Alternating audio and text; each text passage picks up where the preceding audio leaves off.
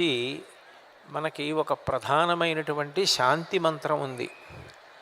ఓం అసతోమా సద్గమయ, తమసోమా జ్యోతిర్గమయ, మృత్యోర్మా అమృతం గమయ, ఓం శాంతి శాంతి శాంతి అని.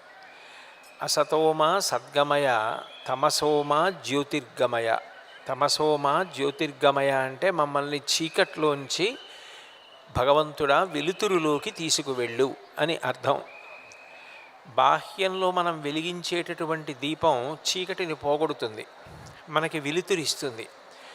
ఏది యథార్థమైన వస్తువు అన్నది ఆ దీపపు కాంతిలో మనం తెలుసుకుంటాం. కానీ లోపల ఉండేటటువంటి చీకటి అజ్ఞానపు చీకటి, అది పుట్టుకతో వచ్చినటువంటి చీకటి. పుట్టుకతో జ్ఞానులైన వారు ఉండడం చాలా చాలా అరుదు. ఎక్కడో శుకబ్రహ్మ, వామదేవుడు మొదలైనటువంటి వారు పుట్టుకతో జ్ఞానులు.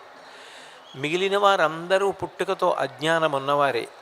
ఆ అజ్ఞానాన్ని పోగొట్టడానికి కొండెక్కని దీపాలై మిగిలిపోయేవారెవరు అంటే గురువులు.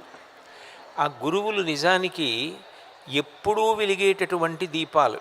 మిగిలిన దీపాలు మనం ఏం వెలిగిస్తామో ఆ దీపానికి ఒక ప్రమిద ఉండాలి, అందులో నూనె కానీ నెయ్యి కానీ వేసి ఒత్తి వేసి అగ్ని సంపర్కం చేత వెలిగిస్తారు. కానీ గురువు తన యొక్క వాక్కుల చేత, తాను ఇచ్చిన వాంగ్మయం చేత